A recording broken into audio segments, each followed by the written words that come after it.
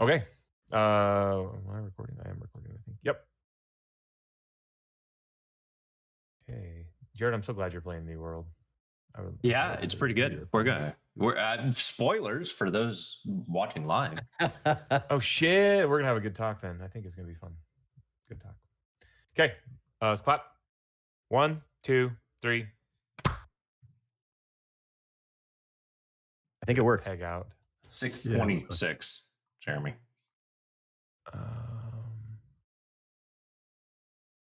Okay. All right. Hello, everybody, and welcome back to the Game Bytes Show podcast. It is October, guys. October the 3rd, 2021. My name is LeGrande Jolly. This evening, I am joined by Jeremy Lamont, Dale Jones, Jerod Dunn. We are all here. Say hi, guys. Hi, guys. Howdy. We are streaming this on YouTube. We are recording this for your post-live listening pleasure on your phone. You could listen to it twice. Yeah, you can listen to it from our website and from YouTube and from simultaneously, like with director's commentary and everything. If you called Jeremy, he would probably just recite the whole thing to you a third time. I will tell you. If you want to hear the swear words, though, you got to come to the YouTube version. That's right. Yeah, I can't do anything about that.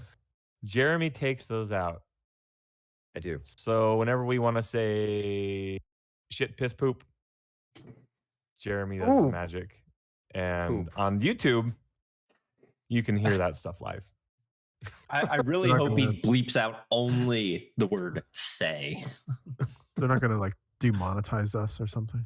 Dude, I don't Probably even not. know how to monetize. We're just so bad. We're not bad. Listen, here's something funny. We've been doing this for a while, right? And we've been streaming. We've been doing things. Jared's been doing things. We've all been doing things. My daughter's been posting freaking Roblox videos on YouTube and getting like thousands of views. So there you go. Yeah. She edits them on her iPad. She uploads them to YouTube, and then she's like, Wait, Dad, so I got 10 subscribers video today. editing as well. My kids are way into video editing right now. Yeah, she's way into it. She's got her iPad, and then she will record, do screen record of her playing Roblox on her iPad. And like some music in the background. Yep. And like when the beat drops. Yep. It that, dude. Is she available for hire? Because I happen to know a podcast that could need some help. She's got 10 subscribers. She's got maybe 70 subscribers now, and she's got some videos with 2,000 views or something. So I actually want to tell you. I want to tell you something even cuter than that. You want to hear something? So Sure. My kids had some of the very first Amazon Kindle tablets, like the little 7-inch Kindles. Mm-hmm. Yeah, my kids had some of those too. And it just so happens that Amazon would have cloud save for photos and videos and all kinds of things. So I would just kind of happen to be looking through the Amazon uploads, and I'm finding stuff from 10 years ago that I didn't even really know existed. And I found a video of my older daughter doing hey guys, welcome to my channel. Today we're going to talk about Mojang. Mojang is a game company, as you know, who made Minecraft. And she goes through it's like 5 minutes. And she does a whole thing where she's like, and I'll tell you the things that you can do in Minecraft, including da-da-da. And she does this thing where she's like, but, she keeps some of it back so that you come back to the channel the next time. Of course. My face hurt. I was smiling so much. She was, even at 4 or 5 years old, she was already doing better than her old man. If she would have kept at it, she'd be like a super influencer. I know. That's the thing. Thank God I steered her away from that. I guess. I mean, you could have had free Robux and stuff. Dude, the Robux fortune. She could have gotten that sweet full ride to Roblox U. Yeah. No, it's super cute. And you know what I'm going to do? I'm going to save it. I'm not going to let her know that it exists until her wedding or something. So good. Well, the iPad my daughter uses is actually attached to my iCloud account for photos. So any weird stuff that she takes pictures of or videos she records get automatically uploaded to my iCloud account. So I have a pile of that too. Gets on my phone and I have to go and delete it all. You're like, nope. What's with all I these just bought more shots? iCloud space just so I could store those memories. That's what I did instead. Yeah. Anyway, I don't know what I'm going to do with that information, but I just discovered it completely randomly. That's it was good, on man. This That's the thing day is those are memories. 10 years ago. you're gonna pull that out in like they're 10 pretty years good from now. It was the you're gonna cutest thing. you're gonna show it to your grandkids when they're playing Minecraft. And her baby Windows sister 12 version was like poking her head in frame, and like hitting stuff, and she just like kept pushing her away and kept doing the, she just kept doing the routine, and it was pretty good. That's pretty good. That's pretty good. I like that. Yeah, nice. Story. I'll find a way to post that. That can be some subscriber insight. That'll be some Discord server insider content. If you want to learn about Minecraft. Yeah, did she even post that? She probably never even posted that to the internet. It would no. She would just like made a video, and it was just on the Kindle, and she doesn't even know it exists. And that's awesome. It is awesome. Cool. It's so good. One of my kids did when we moved into a new apartment a few years ago. Did a tour on his Kindle, and it's like you come across it randomly. You're like, what the heck? I've heard that one of the things that you can do at like special events, like weddings and stuff, is give a camera or get phone. I guess now everybody's got a phone anyway, but give like a phone, give some like recording apparatus to a little kid, and everything is at like hip height, just like wandering around, like looking at stuff and like getting the food on the table and stuff. I've heard that that's a great way to get some. That would be pretty good. So at our wedding, we gave all of the kids. There was 5 of them. These they're like old Polaroids, you know what I mean? Instax. Little. They took some great photos. Most of them were like garbage, like you couldn't even see what it was. But the ones that came out were hilarious. That's great. That's great. Nice. Well, one day we'll capture that magic for ourselves. But for now, hello to our subscriber. Yeah. Hi. Yeah. Hi, guy. Today we're gonna talk about Mojang. Oh man! Oh, we could record one of those videos where we beg people to subscribe. We could record one of those if you wanted. If you wanted. But for now, let's talk about some games. Jerod and I have been playing the same game. It is true. We've both been playing New World, which came out this last week. It came out on like Wednesday or something? Maybe Tuesday. Was it Tuesday night? Mm-hmm. Were we recording? We were recording on Monday, and it came out Tuesday morning. Well, it was Monday for me, but not quite Monday enough, according to their yes. Because they couldn't launch it. Well, the East Coast servers and the West Coast servers started 2 hours apart for some reason. That's so weird. That's weird. I get like a European versus a North American launch, maybe because the data centers are probably different. Well, and it's like 7 hours difference. Like nobody's awake at 2 a.m. with it launched, I for a game like this that was so anticipated.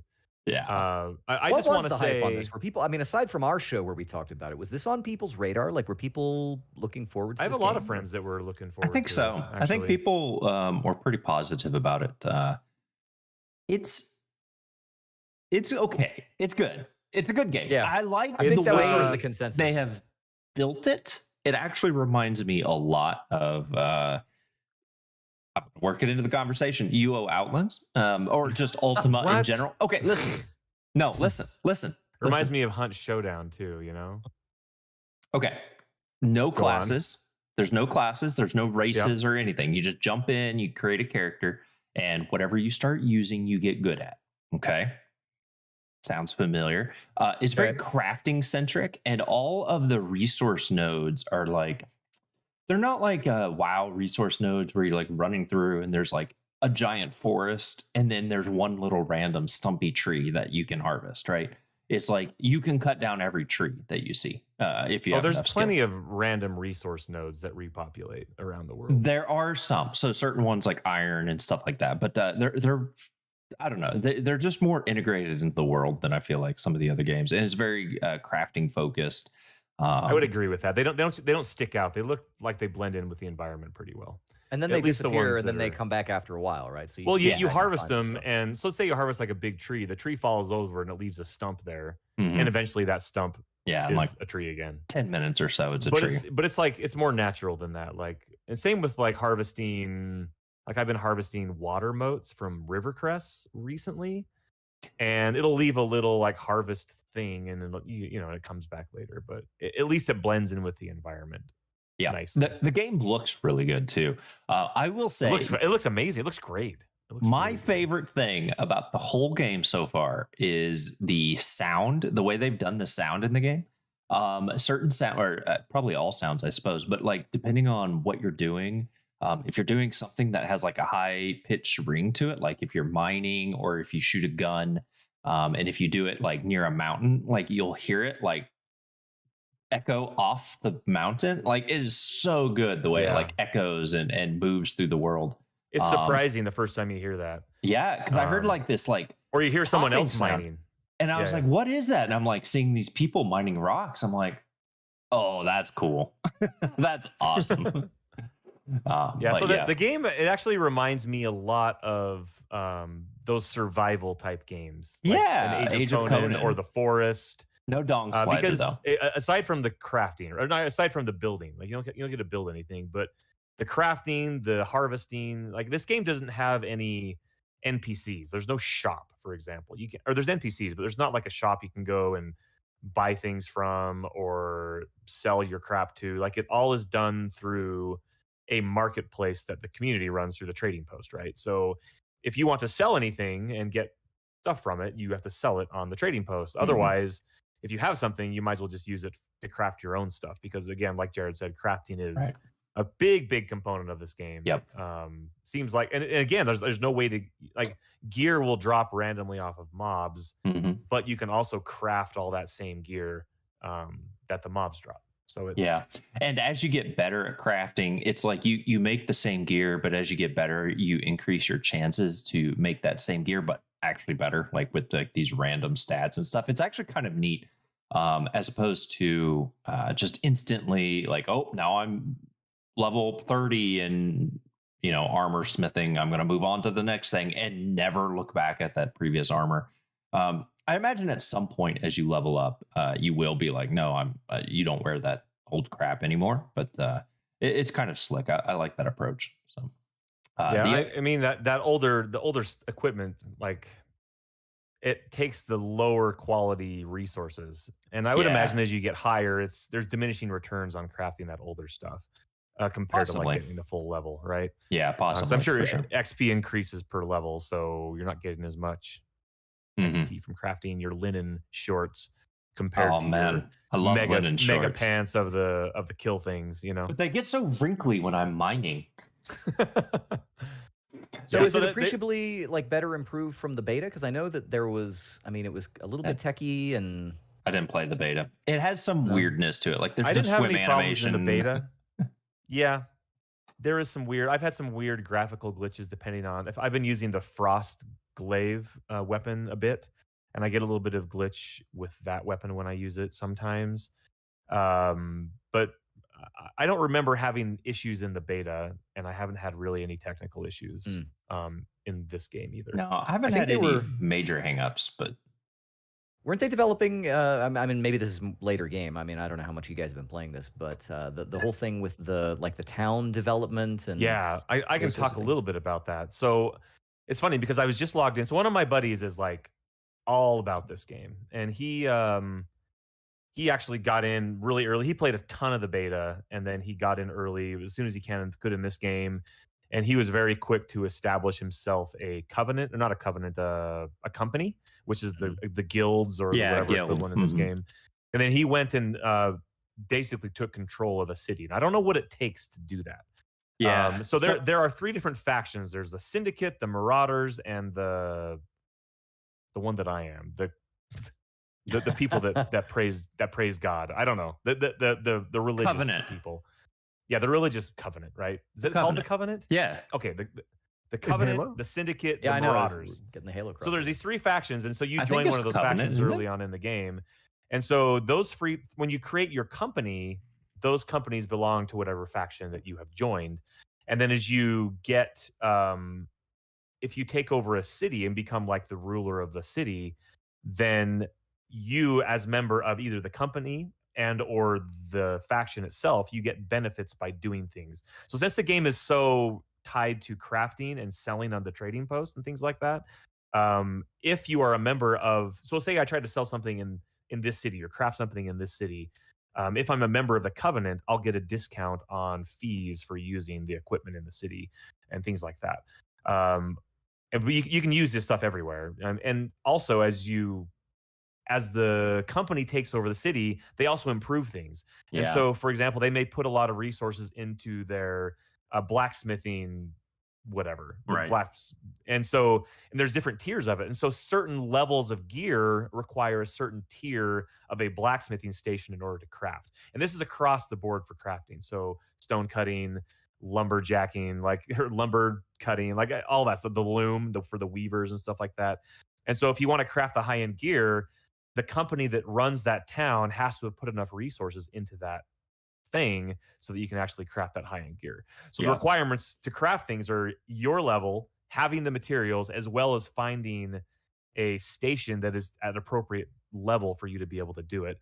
And the other cool part is that once a company takes over a town, that doesn't mean that they're safe. So while I was on just playing right before this, and my buddy has this, there's a place called the Weavers or Weaversville or something like that. And that's the town that his company owns. And he's the governor, since he's the guild leader or the company leader. He's called the governor of this city. And I saw something pop up and it's like, hey, so-and-so has declared war on the Menagerie's city, the Weavers or whatever. And they're going to be fighting for control of that city. This is going to take place on October 5th at 5:00 p.m. Eastern time. So they actually schedule out this battle. And now everyone from those two different factions can log on at that time, and then they basically PvP fight it out to determine who gains or retains control of the city. You can also build in defenses for your city. So there's cannons you can upgrade in your city. So again, as the controlling company, you're spending resources into the city to kind of maintain control, because it benefits you to have control because you get boosts to your trading and to your crafting by doing so in that city, as well as your building houses or buying houses or storage. You can store things. You'll have more storage space if your company, owns that village or whatever. So it's really kind of interesting. I haven't gotten into the PvP stuff yet. I haven't made it to that area where my buddy has this town. It's I guess you will soon, right? Place over.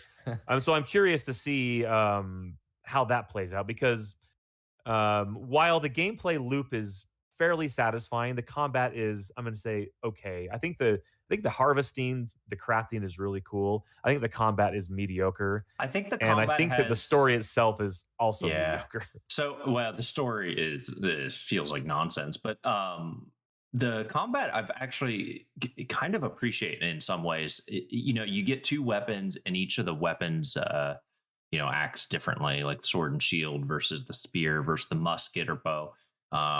And then each of those weapons, as you use them and gain proficiency, you can unlock active or passive abilities. Sometimes the passives boost the active abilities, right? So you can really start to get this sense of a unique character build based on the weapons that you've chosen. My guy's running a spear and the musket.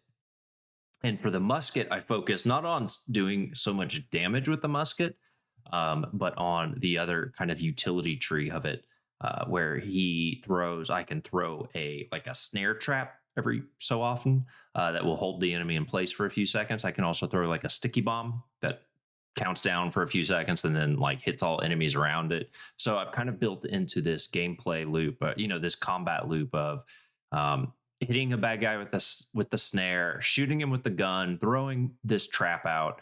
And of course, he starts trying to reload the gun, right? It's like this old-timey musket. So I switch to my spear, which I can then throw at him, knocking the guy down. And the bad guy's already at a third of his health. And he's not even gotten near me. So it's really kind of neat. And none of that would work if I had chosen, say, bow and sword, right? I'd have completely different skill sets to focus on, and different way to engage and stuff like that. So I really appreciate that. And the other thing is, if you kind of get tired of it, I don't want to run the spear anymore. Well, you just pick up a sword and you start using that, right? You're gonna have to train it up, but you can switch. There's no classes or anything like that. Yeah, the only thing that kind of holds you back is the stat modifier. So as you level up, you can dump points into strength or dexterity. Right. True. It does allow you to respec, though, and I don't know how often you can do that, but you can do it for free up to level 20 as much as you want. I've been swapping all the time. I've been using that Frostglaive, but I also been using the hammer. But if I put everything into strength and nothing into intelligence or intellect or whatever it is, I don't do any damage with the Frostglaive, and vice versa. So, and if I split it, I think it's then a it glove, also is. by the way. I think it's a frost glove. Glove. Is that what it's called? Yeah. Anyway, the frost glove is what I've been using. I think we had this Smell the conversation glove. when we played the beta. Anyway, yeah, the combat it's okay. I haven't.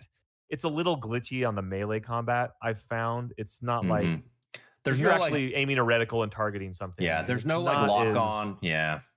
It's not as tight as I would like it to be. It's okay. So if you were to break down like the top 3 things, you know, like 50% of the time I'm harvesting stuff, 30% of the time I'm fighting something, 70% of the time I'm running. Yeah. So There's a lot of I hate running. MMOs, man. A lot of moving around. One thing with this game is there is a lot of running around, and there's a few things you can do to alleviate that. You can bind yourself to an inn at a certain town. You can only do it one at a time, and you Is that can your home point? Yeah, basically, and you can fast travel to that. I think once an hour.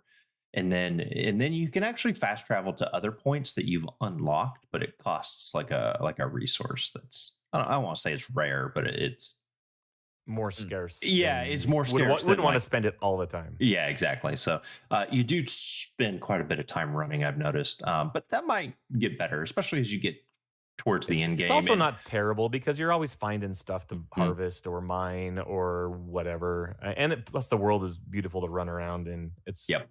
It's really good looking. I was gonna say, is that Buccaneer skin? Like, are we excited by that? Is that, you know, wearing those conquistador hats? And yeah, it's actually great. Right now, if you log on to Twitch Prime, they have a pirate skin that you can unlock. That's true. I like the vibe. I like the aesthetic. I think it's different. It makes it feels different. Like this is a very, very different MMO from anything that I have ever played. Like again, it feels more like a survival game.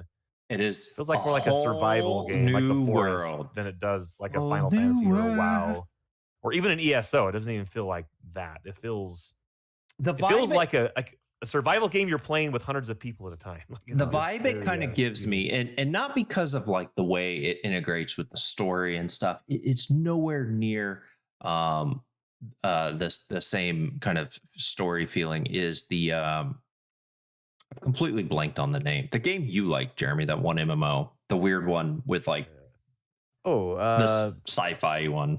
Yeah, Shadow Secret Life. Secret World. Secret World. Okay. And it only gives me that recollection because it has world in the title. No.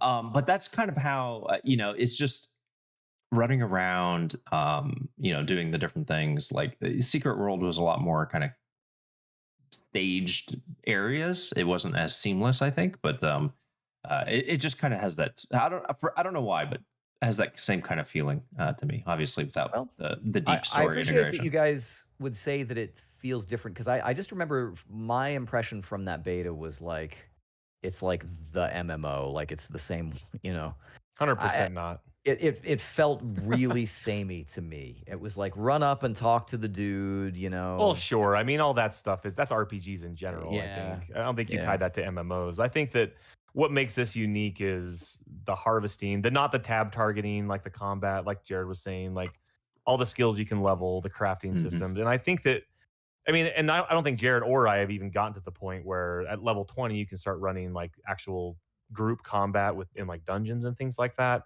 Yeah. As well as the PvP system. I really think that PvP system with the different factions is going to be what sets this apart more than anything else in the game. It is kind of interesting that you were talking about, like it would band everybody to, when you hold a town, like you have a sense of cohesiveness with the other people who are part of your faction.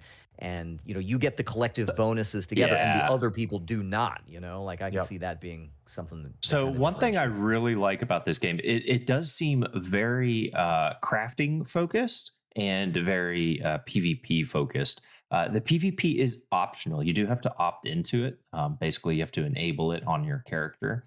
But like all of the towns, each region has a settlement and a fort, and they can all be captured. PvP combat can happen anywhere. It feels a lot like games that have tried this style of PvP combat before Namely, I'm thinking of in order Dark Age of Camelot, Warhammer Online, and Guild Wars 2, in which you have their, the world versus world, kind of open world sieging mechanics where you have 3 factions and large groups, and it's just open combat.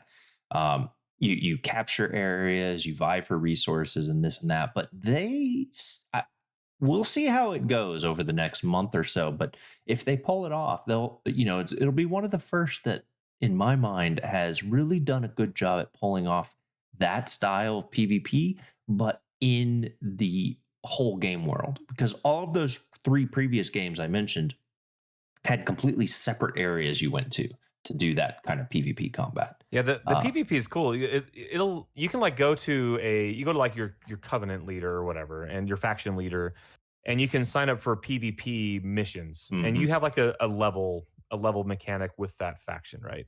But that will send you to like another controlling faction zone and send you on objectives in there. Meanwhile, you can also get PvP missions to go and patrol basically the borders of your own zone and defend it against people coming to do the same thing to you. So there's like this whole integrated PvP system that I haven't even touched yet, because I don't know if my character's ready enough. Like I need to figure that all out if I could even compete. Like I just have to chop down one more tree. So I mean, I like that they would be bold with that. That stuff is interesting. I think that that's what sets this game apart more than anything else in the game. I think that everything else is fine. And for the people that like those survival style games, I'll say it again, like would probably get a lot out of the crafting in this game and the gathering and those types of things. And then the PvP stuff, like once that opens up, I don't know, it might be awesome. It might be great. The combat might suck so much. It might be too pay to win, or it's not balanced because I haven't laggy. spent. I was going to say, when all these people are coming together to fight this thing, I wonder what it's going to. So I don't know. I think that's what it took. I feel like the game took a chance in its design by embracing the crafting, like you said, that survival game sort of gameplay loop and the open PvP. I'll be curious to see where it is in, say, November, December timeframe. Is it blowing up, or are people burning out and moving on? So I feel like there will be. I feel like it's really hyped right now because it's really fun. It's satisfying. Like numbers are going up all the time at the beginning because you're harvesting, and every time you do that, you're filling a meter. You're getting that dopamine when you hit a new level. Like, levels on its own. Yeah. And it's like, oh man, I've harvested enough of this plant. Now I have 25. You hit a certain level. Now you start tracking plants, and it's good. They designed it well. I think there's a certain group or type of person that is going to really hook on to that. There's a certain type of person that's really going to hook onto the PvP social element because it's very, very social. Like that's the thing, that's you hit your map button and you immediately see all the different zones and who's controlling each area and stuff like that. And I think that there will be, it's obviously got a lot of hype this last week. Tons of people are playing about it, playing it. Servers are whatever. Amazon spun up new servers. Jeff Bezos is talking about it. Like it's a thing. I think that it will trail off and people will leave, as they always do with new games, But I think that there will be a hardcore group of people, or a group of people that will stick around. And I think that that Amazon will probably continue to add new content, expansions, new zones, kind of like the way worlds. Like Conan Exiles, has been adding on these different areas and things like that to their game. And again, that game feels very similar. Like Conan Exiles is the same type of game. Like you establish this base, but it's more like geographical base than like an actual settlement, And then you can go and fight other factions and other groups of other people that are on the same server. Just in this case, it's a massively multiplayer, online server, right? So yeah, I think that this game will definitely have legs, just because there's nothing quite like it, and I think that those hooks, those PvP hooks, will kind of keep people around. And like there's you can put a lot of time into this crafting system. Like it would take forever to get to the max level of 200. Like I'm at like level 20. And that's been the quick crafting at the low levels. Like I would imagine that getting to that high end crafting or even harvesting is going to take a long, long time. to get to. So. For sure. And there's good no on monthly fee, Amazon. so there's no reason I could play it for a month, Sure. like cool, this is great, and then come back 6 months later, like holy shit, everything's changed. It's way cooler now. Yeah, the PvP yeah. system's better, combat's better, like an MMO, like any other MMO. I would imagine they're going to continue to build on it. This game has no subscription, but it does have microtransactions and macro transactions in the form of skins for your armor and things like that. So that's kind of where they're kind of just like Guild Wars is going to be. Yep, it's a lot that like type Guild of, Wars. Seems like monetization. Yeah, I'm sure you do have to pay for it to get into it. I'm sure expansions you'll have to pay for those as well. Yep. Well, good on Amazon for getting cool. something out. Yeah, Jeremy's been talking shit on Amazon for They years deserve now. it though. They've dug their own hole. They do. They've They dug do their own deserve grave. it. They- But the engine, I mean, this is on there with the lumberjack. Lumberyard. Like it looks Lumberyard. great. Like for what it's worth, the engine looks fantastic. I don't know how easy it is or nice it is in general, but this game, props to them for sticking with it and not Googling it and getting out of it, like Google does with everything. Announcing New World Wave. Yeah. Closing in shame. In shame. All well, right, I can talk about. Go ahead. Yeah, I can talk about what I played this week. I have had my eye on this game actually for quite a while. It may be known that I have sort of a complicated relationship with anime. I never, Don't we all? I think we do, and I think it's okay to acknowledge that. I mean, anime, in some ways, anime like does some stuff that's pretty nice. Like it sometimes has like some cool basic concepts. Duke Togo is pretty cool. Yeah, like a good, good character from time to time. But then the rest of it is really bad. Like everything else about anime, like Everything. really, really bad. Like everything. And so sometimes I like go through the Sonic cycle with every new like cool anime looking thing, and I'm like, this looks really cool, and then I try it out, and I'm like, oh, it's really bad. It's really anime. So is more it's like it. very anime. Yeah, like people talk about JRPGs. I think I've said on this show, and Dale, I'm gonna you fight me here if I'm wrong, but there's no such thing as a JRPG. There are just RPGs with anime aesthetics. There's just no thumbs up, RPGs thumbs down? that start with J. No, Yeah, right. Well, anyhow, so thumbs down. thumbs down on that one. I Okay. also thumbs down. no. do too. Well, here's New just like, World here's is not a JRPGs. JRPG. It's true. New World, the greatest new JRPG this year. It's not a JRPG. That's what I just said. I Final know. Fantasy JRPG. So here's the thing. So Scarlet Nexus JRPG. is a JRPG. It is very JRPG. But it looks cool. It's kind of like a modern set or like future setting. Everybody has like neuropsionic implants, and when you walk around, Neo Tokyo or wherever you are, there's all sorts of like holographic AR signs and extra like like police tape that kind of is holographic that kind of denotes like, oh, here's an area that you can't go into. I guess there are I don't know, androids that are it's all of that. It's all of that. But let me just put it this way. Final Fantasy 13 walked so that Scarlet Nexus could also walk. Because it basically does the same sort of thing. Like Excellent. yeah. It's not the Fabula Nova Crystallis, except 15 years later or whatever. I don't know when that came out. Final Fantasy 13 was like 2010, something like that. Yeah. Anyway, so 10 years later, and it's pretty all right. It's pretty good. It has that same sort of like corridor, highly detailed environment. There are different little world areas that you can warp to that are in sort of this fictionalized but vaguely Japanese futuristic, 2000 some odd years in the future or something like that. But it still kind of looks normal. There are bicycles around and stuff like that in the environment. And the game is so it plays a lot also like Final Fantasy, except combat is overworld combat. You if you see something there, it's kind of more like I want to say that Final Fantasy 13-2, if I remember correctly, maybe worked a little bit more like this. It wasn't turn-based exactly, but you can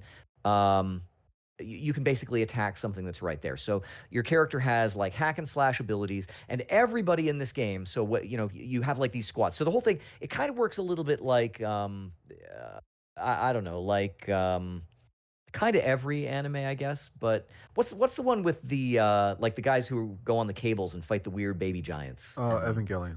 No. The Attack of Titan. Attack on Titan. No, I'm pretty sure it's Evangelion. Yeah, Evangelion. So it's I mean, cross what's the between difference, Evangelion honestly? and Attack on Titan. No, well, that's exactly my point. So you On have the cables this- fighting baby giants? Is that what you Yeah, mean? yeah. Haven't you ever seen Attack on Titan? I That's watched a basically lot what of it is. Attack on Titan. Yeah, they will like walk around like dumb Why'd babies. you call them baby giants? Because they walk around like dumb babies and bite people's faces off. You know, that's how it works. Okay. So you are a member of kind of this elite protector unit of psionic warriors. And the things that you're fighting are not giant, dumb baby giants. They are like almost kind of like weird Shin Megami Tensei kind of nonsense monsters. So you might have like bouquets of flowers with sexy lady legs or something like that, and that's like a kind of monster. Nice. Or you have, I mean, it's weird stuff like that. Or you have something that's like a weird bull that kind of gets up and walks around on two legs. And you have weird dummy puppets that are kind of like Devil May Cry kinds of things, stuff like that. But all of the characters in your like cool squad, so everybody in the world, I guess, there's a little bit of lore here, and I didn't quite follow it, but Deep lore. yeah, there's a lot of lore, but everybody in the world has like these psionic abilities. Like that's more common than not having psionic abilities. So everybody in your squad that you team up with is like a cool G.I. Joe. Like I've got my special like pyro skill. Your main character has like this psychokinetic thing. You can like pick up things in the environment and throw them and combo those with katana attacks. And it's, it actually has quite a few cool little twists on that. So there's like instant kills that you can do when you get the health down to a certain point, and they're all cinematic. So the camera flips around and your dude like does some kind of ninja flip and chops someone in half and all those kinds of things. The cool thing though is that just like in again, Final Fantasy 13-2 maybe is probably more like it.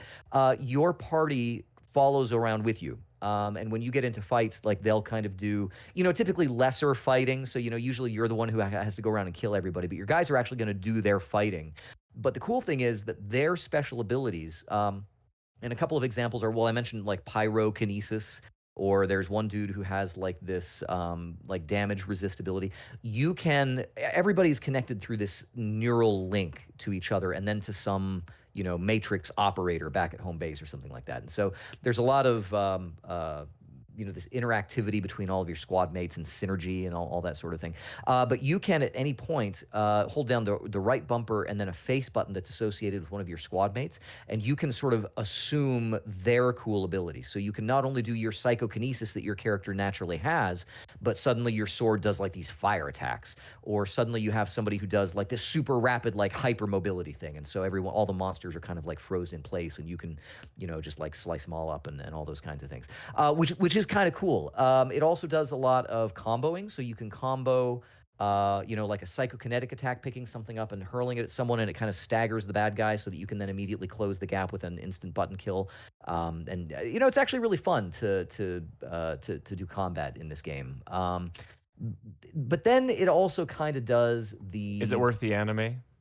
So far, it's not bad. Like I will say, as far as on the level of anime baloney, from like Kingdom Hearts to giant baby giants or whatever. Right. The writing is actually pretty all right. It still does get into the like oh, that girl is so cute and I think she was looking at you. What? I didn't even notice. I was so focused on the mission. Yeah, exactly. Like the voice acting is decent. The scenario is interesting. The moment-to-moment writing is not terrible.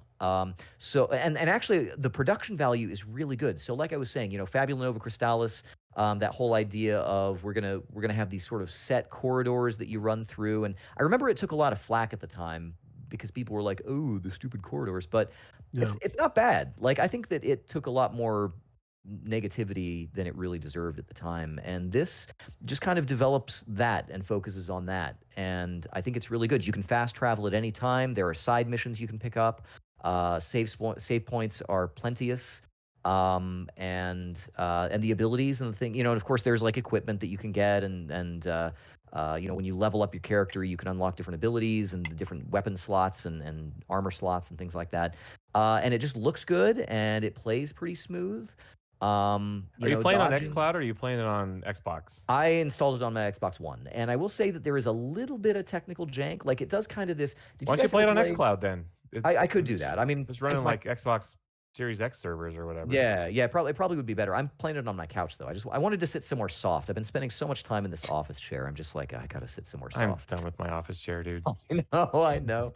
So there is a little bit of jank. Like they have this whole dodge system where you can do perfect dodges that render you invincible. And then even just like the dialogue kind of moving, they do this thing like Gravity Rush did, where it's kind of like comic panels that kind of zoom in and zoom out to sort of indicate changes in perspective and points of view and those kinds of things. And it'll get hitched up actually during dialogue. And I don't know if it's loading something in the background or what it's doing. Probably loading.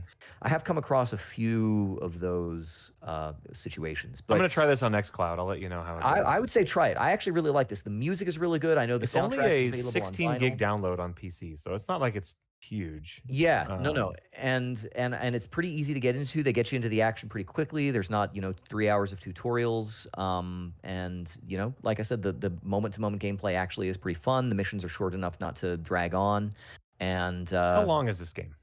Is it long? Good question. I think this came out a couple months ago. It's fairly new, but I don't know. Yeah, I remember watching some streamers play it when it first came out. Yeah.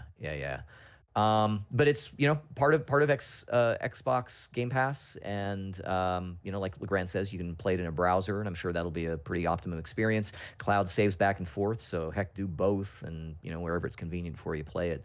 And then actually next week I'm hoping to play another game that came out on Xbox Game Pass this week, Astria Ascending, which sort of looks like a Vanillaware, sort of like high flash animation, sort of the George Kamatani kind of art style, like making things animated just by using like some really cool detailed art and then just kind of like moving it Parallax around. scrolling. Yeah, exactly. Yeah, stuff like that.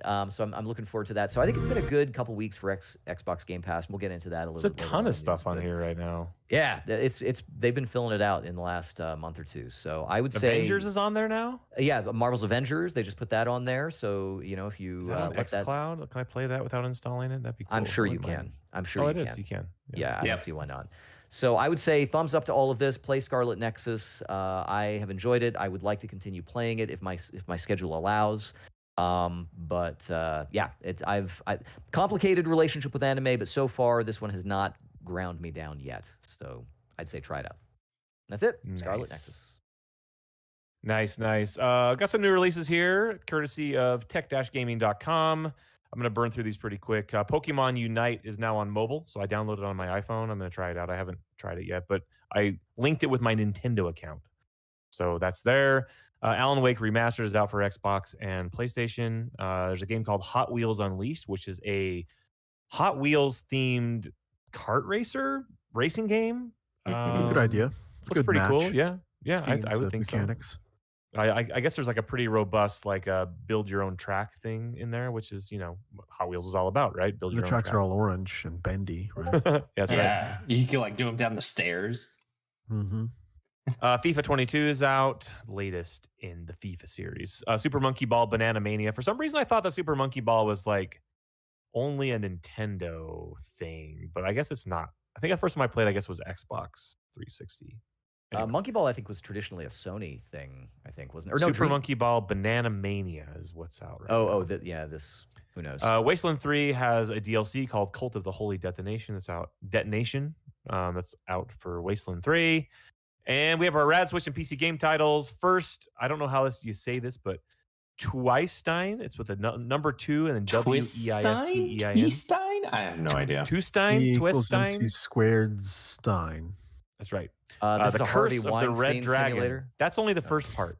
Twistine, The Curse of the Red Dragon 2, as well as, and this is the best title. This one's good. Prepare the First RPG Village.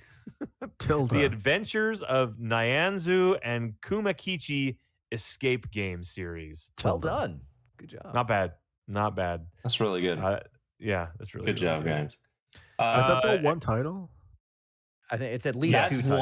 one game. That's all one game? It's probably not actually a game. Let's be Are honest. you sure? Are you sure that Prepare the First RPG Village is not a title by itself? It was all in this one listing on there. I haven't looked it up officially. But okay. Probably best if we don't look it up, honestly. Yeah. Yeah, A bunch of new third-based stuff coming to search Game Pass, as we mentioned. Avengers, there's a game called Unsighted, which looks kind of interesting. The Mhm. Astria Ascending, Scarlet Nexus. There's a game called The Somnium Files, which also looks very anime. A game called The Mighty Goose, which I've been looking at. I think we mentioned Mighty Lemon Goose looks Escape. cool. Yeah, it does look kind of cool. Lemon Escape, I think we mentioned last week, but new Yeah. games always coming to Game Pass, which is great. Yep. Steam Next Fest is like a indie, like an upcoming game indie event that's happening on Steam. So this is the second one of these that they've done. I think it's the second, and it's like focused on like everything is playable, like a demo of some kind. I've gone through and bookmarked a few that I'm like, do people bookmark things anymore? I've like wish listed them that I'm like, I really want to check out. So yeah, go check it out. There's some really cool stuff out there. Games with Prime, so make sure you log on to your Amazon Prime account. Star Wars Squadrons is on there. Ghostrunner, which I've heard some pretty good things about. Alien Isolation is great. So there's a bunch of stuff. They're always adding junk to there. Every once in a while I'll go in there, and the crappiest part about the Games with Prime is that if it's not on their own dumb launcher, there's always about 18 hoops you have to jump through to get it to actually. Yeah, they make you link your account for pretty much anything. But you know, once you get it linked up, it's good. I've had to relink like a dozen times on half. I feel like I have, but I think now I've got it under control mostly, and I've got like 20 drops worth of Destiny 2 stuff that I have not. Picked up. I always collect the Dauntless stuff too. Yeah, I do too, and I don't know why I don't even play that game. But like the Destiny 2 stuff, I have so many spaceships. I'm gonna have to like scrap some because I can't even claim them anymore. Yeah, I think it's gonna break something over there. Yeah, and that's all that stuff for today. Very good. Well, we have some news, big boy news over here at the Game Bytes Show. Yeah, that's right. One thing that I noticed that was kind of interesting, and I thought I'd bring this up right at the top of the news here, is that there have been a couple of announcements for live events that are kind of figuring out their disposition right now as far as, are we going to do this thing? And then B, are people going to be involved? I guess is sort of how they're sort of looking at it. Number one that I found interesting is that the Game Awards, the Keeleys, Dale, the Keeleys are going to be happening this December. Love those Keeleys. Oh, love the Keeleys. And they are going to be live this year. They're going to have a live studio audience. This past year, everything was sort of like, now take it to... Was it virtual last time? They did like the webcam stuff. And oh, yeah, that's right. They still talk to people. They were just on Zoom or whatever, or pre-recorded. Keeley would have to make goo eyes at Hideo Kojima from like Zoom or something like that. It's not the same. No, it's not. But they are going to be doing the real thing this December, which I think is kind of cool. Like I actually can appreciate that. However, on the flip side of things, we have announcements from the likes of Evo that the Evo live tournament actually has been canceled, and of course these are going to be COVID-related things, and in particular, I think what the organizers said, and I guess Sony owns this now, but I don't think they're involved in making this decision. But the fact that so many of the top contenders are international, I guess just coordinating international travel during COVID-y times is... That's kind of the first thing that came to mind for me is, there's a lot of restrictions on travel international still. So yeah. So like I guess Evo happened like last month. Like that already happened. But this is like a separate Evo event for like Evo regional. East or it's something. Evo Fighting Game Showcase is what it's called. And I guess it's winners from regional tournaments get together and battle it out. But it sounds like it'll be back in Vegas next year. Is what they're planning. Presumably, who can say? But speaking of international, the Sony international owns this now. Sony owns. Yeah, they do. Now. Yeah, they do. I think they're mostly hands off. Is kind of what I figure at this point. But we also have the international. That's the Dota 2 Valve. Big bucks tournament, mega tournament. Yeah, exactly. They are going to be canceling in-person attendance for that as well. And this, I think, is going to be in Romania, I think. Does that sound right? I think they're still having the players out. They're just not... People can't just not go. the audience. Yeah. So they're basically ticket sales are going to be refunded to those who had made plans to do the thing. And I guess this is taking place in Bucharest. And so... Starts this week. Yeah, it'll be actually, that's right, end of this week, this weekend. Main stage begins on October 12th. And currently the pot is $40 million. That's what's the prize pool for. Can't wait to win. Yeah, and ticket sales could have maybe I don't know. Do ticket sales, are you allowed to count that in the pot? I don't know. Anyway, so no, it's not prize money. If anything, the ticket sales would have gone to pay for the venue. I think that's would be the big thing that would cover. So what do you guys think? I mean, I know that there have been kind of like stops and starts and fits and pauses as far as things like, PAX. From what I understand, they originally had it open, and then there was kind of a backlash, so they decided that they would require proof of this or that or the other, and then it was just very poorly attended. And what do we think about this? I know, LeGrande, you've had some experience in recent months with this. What's the scene looking like? Political or any weird about it. LeGrande is the events guy for those who live events for us are happening every weekend. Like, we're at stuff every weekend. Most events are requiring masks. Our company policy. So we produce events. We like New York Comic Con's happening this week. We produce Coachella. We help do like Burning Man and a lot of the bigger events. They're all happening, but they are requiring masks. There's also, but they're happening in general. Like, it's still happening. It's just they're taking precautions. I was at FanX in Salt Lake a couple weeks ago, and despite Utah being very, I want to say, anti-max and anti-vaccine, it was a requirement to be there. You had to have a mask on, and our operations team is required to wear masks and be vaccinated to be part of the operations team because we're traveling all the time. It makes sense. So it's interesting that, and I don't know why. I don't know why events like, maybe it's because Valve needs to maintain Dota 2 international event by happening, but it doesn't necessarily need. I mean, the majority of the population is watching it online anyways, right? Like, it's cool to have the excitement of the crowd and the audience there, and to be in the crowd and to show the shot of everyone filling the Staples Center or whatever, like that's a really cool thing. But it seems like an event like that doesn't necessarily need an audience to be successful, because it's an international event that the majority of people just aren't traveling to. For a regional Comic-Con or a regional music festival or a regional something else like that, having the event is the live. I'm in the event. I'm seeing the stuff. I'm cosplaying at a Comic-Con. I'm watching a concert live on stage in front of me. Like, those type of events, I think, make sense to come back, but with precautions.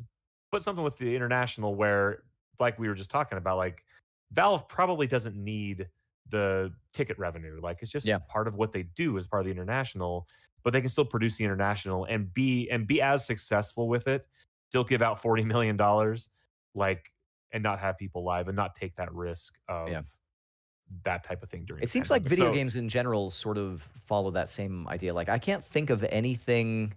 I mean, even stuff like E3. I mean, we've talked for years and years. Like, I don't want to go to E3. Let's just put the trailers online and maybe watch a keynote or something. That's if why you want I love to. the Keeleys.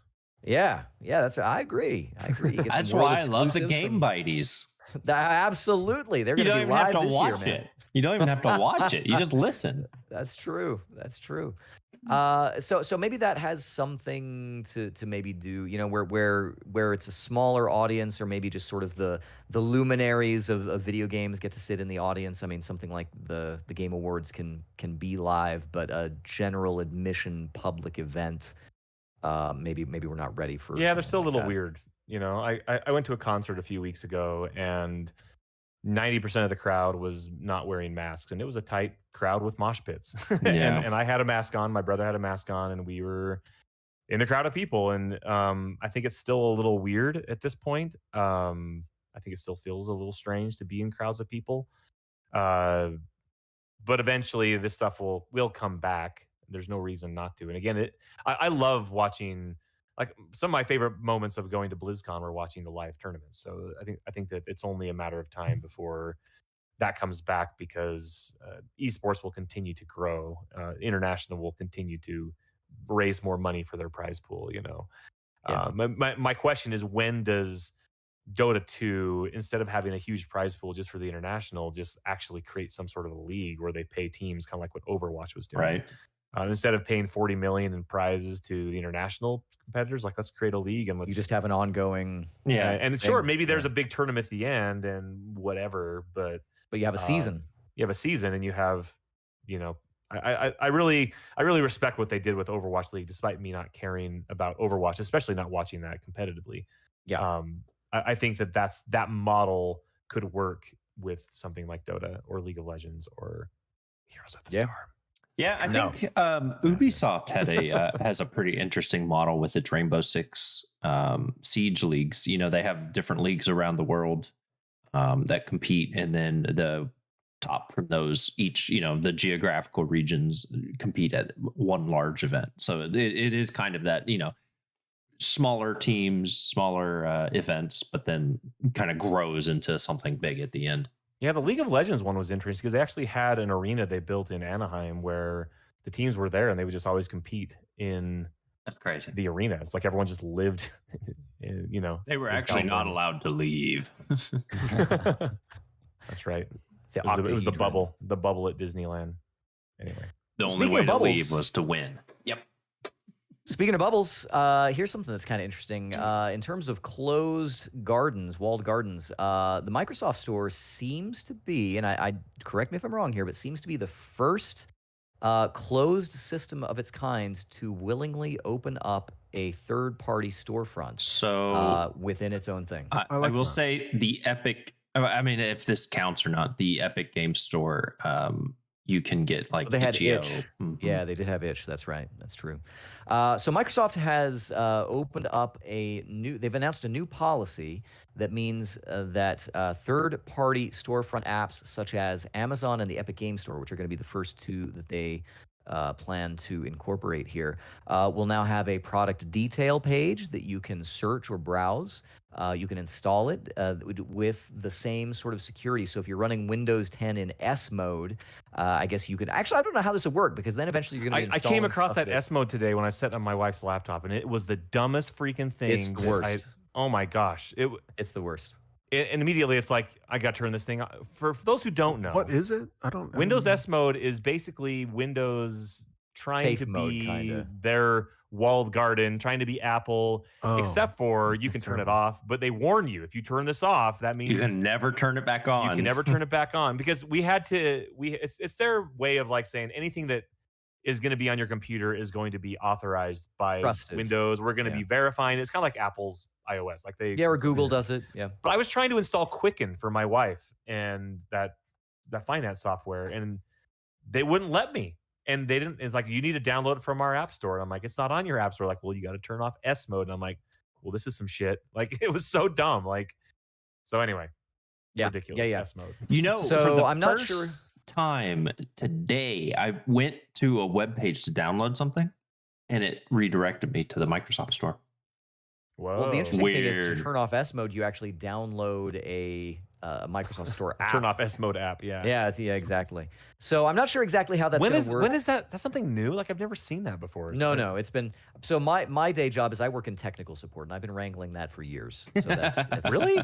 Yeah. Oh I've yeah. been reinstalling Windows for years, and I've never. And had the thing is that I can't do remote access to people's desktops because it's not S mode friendly. So I have to actually walk people through the process of opening the Microsoft Store and doing this thing to that disable sounds stuff. horrible. So It's yeah, the so worst. S mode is like kind of like if you buy the lower end Microsoft Surface like tablet thing, it comes default with S mode. But if you get the higher end, it doesn't.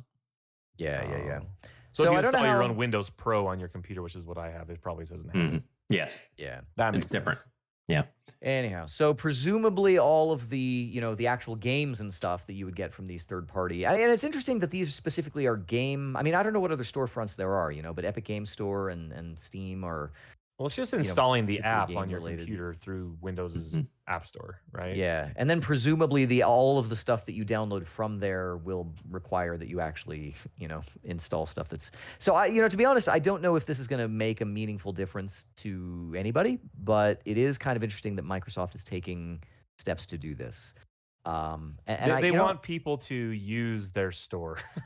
Yeah. Yeah, which it's Well- historically real bad. And you know, like you can go to, if you have Xbox Game Pass, you don't have to download the standalone Xbox Game Pass like application. You can install them through the Microsoft Store. Oh, really? I didn't know that. Yeah. Is it easy to find them on their store? Because that's the problem I ran into. Yeah, I mean, I don't know. Anyway, there's a Game Pass button. There's a Game Pass button in their store now. There you go. Yeah. So Game Pass and Amazon are already going to be on there. So no, Epic. Epic. Epic. I'm sorry, you're right. And Steam. Epic Games. View full Game Pass library. There you go. Oh, it takes me to a web browser. Oh, perfect. I mean, that's one way of having an app on the Microsoft Store, I guess. It just opens the web page. Yeah. Listen, it doesn't work. You got to have that Xbox app. Whatever. Anyway, look forward to that. We'll see if that comes to other storefronts soon. Of course, as we know, Dale will just add non-Steam game to his library and run the Blizzard app from there, right, man? No, I run the Blizzard app from the Blizzard natively. App. Whoa, Battle.net.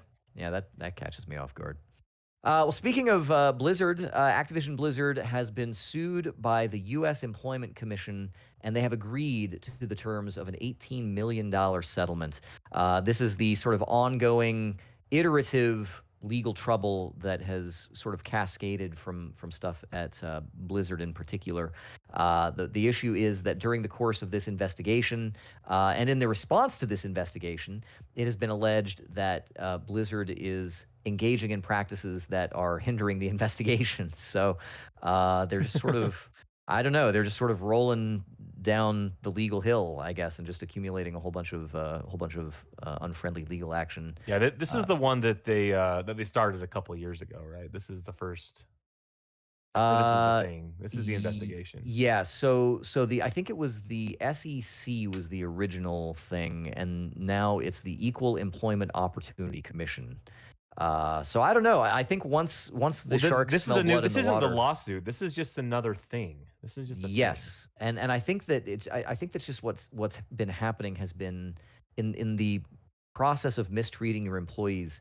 You may upset several regulatory bodies in doing so, and I think that's what's happening here. Clearly. So this is So this is the U.S. Equal Employment Opportunity Commission filing a complaint, and this is this past Monday, alleging that they have subjected employees to sexual harassment, pregnancy discrimination, and or retaliation in regard to. So the thing with this settlement, so they settled, quote unquote, for $18 million, and this is not being paid out to an individual or a group. This is for Blizzard to commit to create some sort of a fund with that $18 million to support people affected, things like that. Like it's not being paid out to the government, for example. Yeah, it's not like it's not a fine. It's a part of the settlement is like, okay, Blizzard, you need to take $18 million of your dollars and do something with it. Earmark it specifically to fix this. Yep, exactly. Yeah, interesting. Well, we'll see if that helps them because they're a little bit embattled, I guess, at this current point in time. Other big name publishers making news this week. Capcom has said, interestingly, especially for a Japanese company, that they want PC to be the main platform for Capcom games in the future. This is according to the COO of Capcom, who has said that, said to Bloomberg, I guess, they've said that they want to have 50% of its sales on PC and 50% on consoles by next year, which is interesting. I mean, they've been making pretty good inroads on PC, but I wonder if that was just like a mistranslation. What he really said was, what is a PC? Yeah. Maybe we'll know next year. Yes. Yeah. Modders of Capcom games want PC to be so actually it turns out that they have been doing some pretty good business on PC. Maybe they really like the train mod for that Resident Evil 2. Yeah, the Thomas the Tank Engine. Yeah, that's it. The president was very delighted by this. No, but the Resident Evil series is the first of Capcom's tentpole series to surpass 100 million lifetime unit sales. Monster Hunter World, the game that Jerod wanted to play on PC, 17.3 million units. No, nobody. I mean, there's only 17 million people who are playing that on PC, so there's no way you're going to find someone. No. Resident Evil 7, just shy of 10 million units. Monster Hunter World Iceborne, same thing, about 8 million units. And these are, sort of PC as a secondary platform. So these are the, not the main thrust that Capcom has been making up to this point, but still really respectable. So it'll be interesting to see by this time next year whether Capcom will have succeeded in their 50% goal there, because I think that's significant. Over at GeForce Now, speaking of other platforms, GeForce Now has added EA games. Up until this point, you could use GeForce Now to stream real-time games from your Steam account, games that you own in your Steam library, or from your Epic Games account. It would also link with that, but they are now adding linkages over to the Origin, or I guess they don't even call it that anymore. I guess EA Games Store, I suppose. For the store formerly known as Origin. Yeah, something like that. EA Play? What's it called? Maybe. I think that's their subscription service. I don't know. I don't know what does they call this it. app say? EA Desktop is what the app is on. EA Desktop. Nailed Called it. EA Desktop. Amazing. Yeah. So the staple EA is app is what it says over here. EA app. Oh man. They don't even know. Branding. What is it? it? In my task manager. I'll tell you in a second. Hang on. It's gonna be good. I promise. Probably Origin.exe. Just call it EA. Just Just EA. EA. Yeah. So the stable rather is limited for EA games at this point. You could already play Apex Legends, which I completely forgot was EA. They also have Mirror's Edge Catalyst, Battlefield 1, Revolution, Dragon Age Inquisition, and Unravel. Presumably they'll be adding more stuff there. You do need to link your games, your account rather, your Origin EA account, in order to play those. The other thing that came out, which is not as part of this news item, but I thought was really interesting, was that GeForce Now has said that they've surpassed 12 million users. And I believe it. It's a good service. I think it's my favorite streaming How many of those service. are paid users, do you think? 'Cause I'm not a paid user. Yeah, that's a good question. Yeah, it could be. I'm still paying for it, and I have no regrets. Yep. Valve says that the next version of their VR headset might be standalone. Right now, the Valve Index has to connect through it seems like to me, somebody who doesn't have one, it seems like a complicated set of linkages and cables to connect to your PC, and still requires like a whole bunch of horsepower to even run the thing. But they have Not anymore. Is that right? Did they It was change never that? terribly difficult. I mean, aside from having the light boxes set up in your room. Yeah. I like that this is Jeremy saying this, who like plays remote play on his Vita PlayStation games on a TV with PlayStation TV.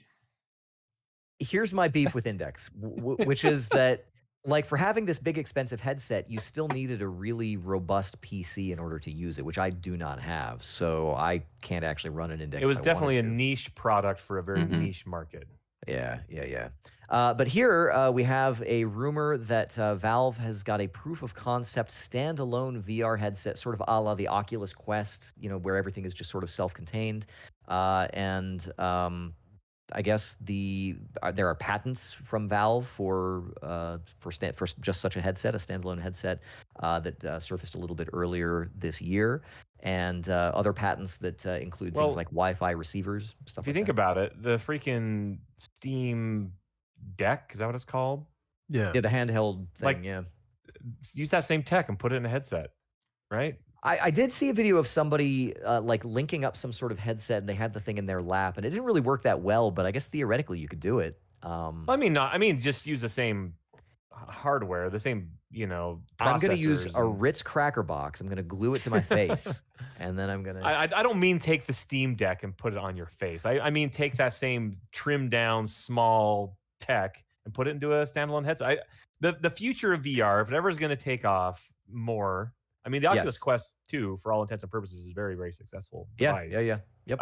But if it's going to take off and become even more mainstream, especially from a gaming, like a hardcore gaming perspective, it's got to be a standalone unit. Yeah. The lighthouses suck. Being tethered to computers sucks. The Oculus Quest rules, and all their iterations of it Index are okay. rules. I mean, the PlayStation VR is fine. You're sitting in front of a TV anyways, but it sucks to set up.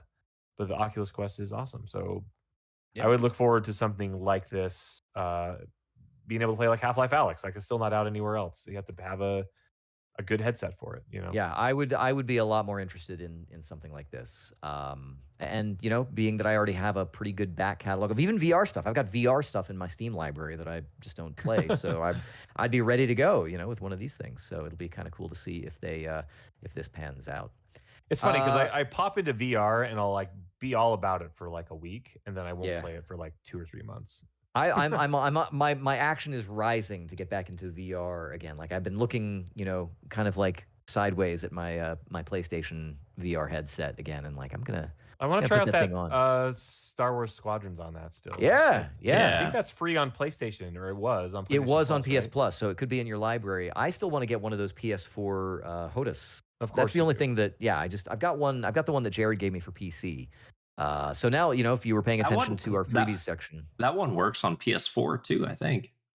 the one that I have does not, but it'd be cool if it did. I mean, hey, if you can help me figure it out, like I don't think it does though. But anyway, so folks, that is going to do it for our regular big boy news. It is now time to hit the news speed run. Start that music.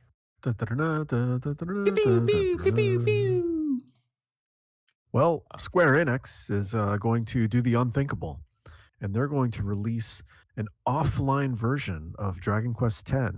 That's the MMO one. I That didn't know seems they like had it'd an be- MMO one. Yeah, they do. It seems like it'd be really difficult though, because you can't just like say, "Oh, play this by yourself," right? Like, don't they have to? Like, I don't retool know. the I game? don't actually know very much at all about Dragon Quest X because it's the MMO one. I maybe it's as simple as just stripping out the like multiplayer stuff and making bosses easier to solo or something. I have no idea. Yeah. But I am intrigued. Likewise. Weird. The Kratos voice actor says, I almost said Gears of War, but that's not what this is. God of War. Gods of War? There we go. God of War? I God don't of know. War. Gods of Ragnarok Egypt. delayed due to his health. Yeah, that was pretty wild. He just like tweeted it out. He's like, I didn't ask anybody that if this is okay, but I've had back surgery, I had hip replacement surgery, and Sony Santa Monica were kind enough to. It doesn't sound like he's had voice replacement surgery. What the heck? Yeah, No, right. thank Yeah. goodness. Thank goodness. Boy. Sony has acquired Blue Point Games, which is known as sort of a remake house. They did Demon Souls and the Shadow of the Colossus remake. They're now part of Sony's stable of first and second party studios. Nice. Nintendo Switch developers say that they already have 4K dev kits in hand to work with. Good job. Yep. Netflix, in a similarly good job, has acquired the developers of the game Oxenfree, Night School Studio. Interesting. Yeah, they It's also almo- made that other game. What was it called? Party Night or Night Party or Yeah, that's like exactly the What was it type of called? game. Mike. Was it After Party? That's the Afterparty? one. Yep. Yeah. Super Nintendo World theme park expanding with a Donkey Kong World in 2024. Oh, It are says- they This is where to get in. They throw barrels at you and you have to dodge them. Super Mario World is expanding dong. Danky Kang? Danky Kang, Your Honor. Which is one of my favorite show titles. Every once in a while, some of the titles of our podcast episodes stick out. Now, Danky Kang, Your Honor, was one of my favorites. Listen to okay. This is a weird one. So I know this is speedrun news, but I have to explain this just a little bit. So cryptocurrency, right? So there are many of them: Dogecoin, Bitcoin, all of that. Oh yeah, everybody loves it. NFTs now, everybody's Love got them. the stuff. There's one called Ethereum, and it came out this week, and I saw this circulating around Twitter, where people were just floored by this because the guy who created Ethereum tells the story of how he did this, and it begins with him getting really bummed out that they nerfed the character class that he played as in World of Warcraft. Which And class? it like Warlock. yeah, it was the Warlock. They like took away the damage buff to some spell or some lifesteal spell or something like that. And he was like, it made him question everything. He realized at that moment that closed controlled systems were not the future. and other stuff happens, like he goes out and like travels the world to like meet crypto gurus the Dalai and stuff. Lama. Yeah, whatever. And that ultimately was the origin story of the Doji Lama. Ethereum cryptocurrency. Yeah, he just decided like, I'm It's gonna just like change that everything. Doctor Strange movie where like, massive tragedy and then he like goes to the Far East to find spiritual help. As do we all. It As all do worked we out all. for him. This dude's like a bajillionaire now, so Just get real mad when somebody, you know what? I'm really mad every time I try and play Final Fantasy 14, but I don't even know what the crap my dude can do anymore. He's, Like, he's a bajillionaire, like... but his warlock still sucks. Oh, they've rebuilt that warlock a dozen times since then, I'm sure. I think this is pretty funny though. Like, we could all do a lot with our lives if we didn't play video games. Let's just say that. That's probably true. That's why I haven't played a video game this week, because I've been doing a lot with my Dale's life. winning this week. If you noticed, I've been playing video games and doing things. Look, I've been refinishing this hammer. Ooh, it's shiny. Jerod, you do weird things. Like, that's not. Be careful not to use that hammer to do anything that might abrade or dent or scratch it in some way. Oh, it will get dented and scratched. Look, it's all nice and shiny. He's showing us the murder weapon right now. And finally, for you New World players who are jumping into the crafting game extraordinaire New World, just be aware that you will not be able to slander the great Bezos because you cannot use the term Bezos or Amazon in your character name. I wonder if you could name your character Bezos. Bezos. Yeah. Probably not. Amazos. Amazos. That's actually a great name for a startup. I like that. Yeah. Like oblique references like that super rich, bald space nerd. Yes, there you go. That's the one. Folks, that is going to do it for this speed run, and that will do it for this episode of your Game Bytes Show podcast. I want to thank you for being with us this episode. And if you have any thoughts or comments about any of the games that we have played, if you want to share what you've been playing with us, if you have any comments or snide remarks about any of the news that we've covered, we want to hear all about that stuff. Let us know on social media. You can find us collectively on Twitter. We are at Game Bytes Show. You can also find us individually. I am at Jeremy_Lamont. You can find me at LeGrande. I am at Count Elmdor. I'm at red_I. If you're wondering what all the hubbub is about this live thing that we do, you can find us at youtube.com/GameByteShow. And we got a pretty good back catalog of lots of good content. You can check us out there. And there may be, again, in the future, once in future YouTube content. You never know. But of course, you never know. But of course, we do this weekly, and you can come and interact with us like we had today. We had username ToastyFX, Empire263, Rickard James helping us out here with the live broadcast. So come subscribe, hit that warning bell or whatever you call it, that alarm bell.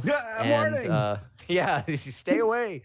And come join us live when we do this. But of course, we will continue to make this part of our syndicated feed. So keep us in your phone on your favorite podcast app. You can also find us at GameByteShow.com, where you'll also find a link to our Discord server. You can come join us there and chit-chat with us any given day. We're there hanging out, and we've got some memes and some freebies and cool stuff, and we're just cool dudes. So come hang out with us there. And of course, we'll be back before too long to help you be up to date and entertained and edified and in the know with all of the goings on in video games. Until that time, folks, this has been your Game Bytes Show podcast. Thank you so much for joining us, and we will see you next time. Yeah. See ya.